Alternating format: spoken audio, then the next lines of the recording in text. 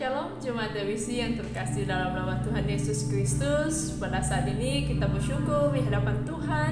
Kita bisa bangun dari tempat tidur kita. Itu adalah anugerah Tuhan yang terus Dia limpahkan dalam kehidupan kita.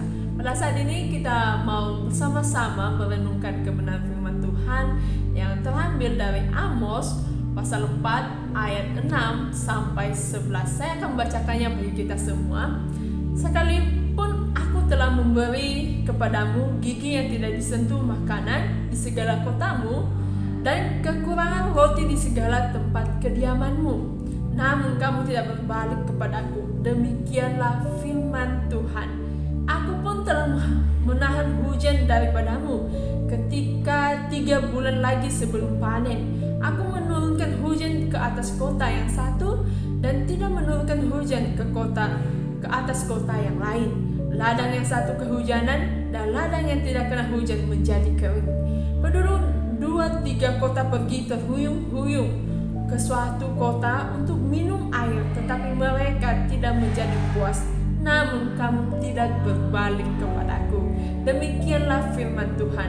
Aku telah memukul kamu dengan hama dan penyakit gandum, telah melayukan taman-tamanmu dan kebun-kebun anggurmu. Pohon-pohon ara dan pohon-pohon zaitunmu dimakan habis oleh belalang, namun kamu tidak berbalik kepadaku. Demikianlah firman Tuhan. Aku telah melepas penyakit sampar ke antaramu seperti kepada orang Mesir.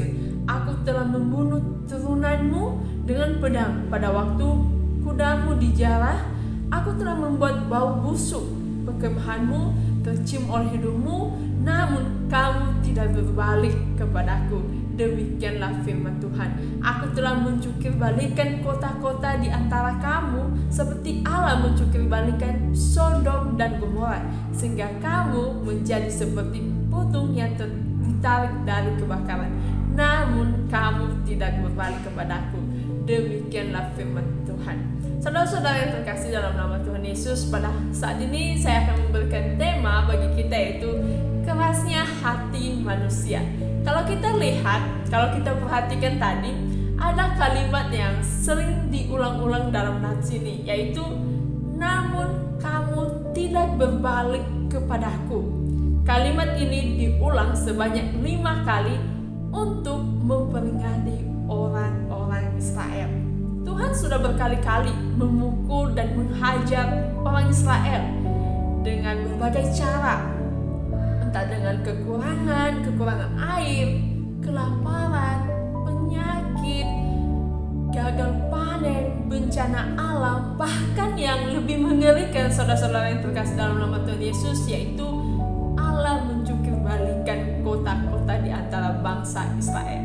Tetapi mereka tetap keras hati untuk tidak berbalik di hadapan Tuhan.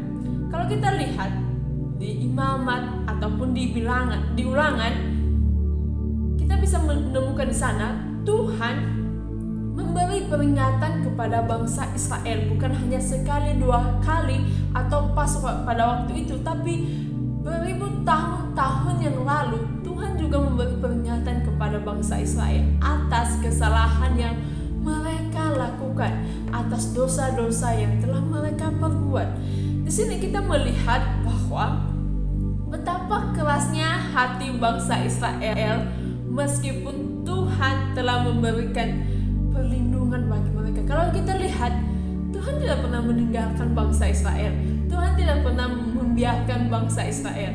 Ketika bangsa Israel melawan musuhnya, berperang, Tuhan turun tangan. Bahkan kita bisa menemukan nats-nats di mana Tuhanlah yang berperang atas bangsa Israel. Bahkan ketika bangsa Israel mengalami kesusahan, kelaparan, Tuhan selalu menyediakan yang terbaik bagi mereka. Tapi terkadang dengan teguran-teguran Tuhan supaya bangsa ini kembali kepadanya, supaya bangsa ini kembali di hadapan Tuhan, memuji dan menyembahnya, bermacam-macam Tuhan memberikan teguran di hadapan mereka. Tapi kerasnya hati bangsa ini sangat luar biasa. Mereka enggak mau berbalik di hadapan Tuhan.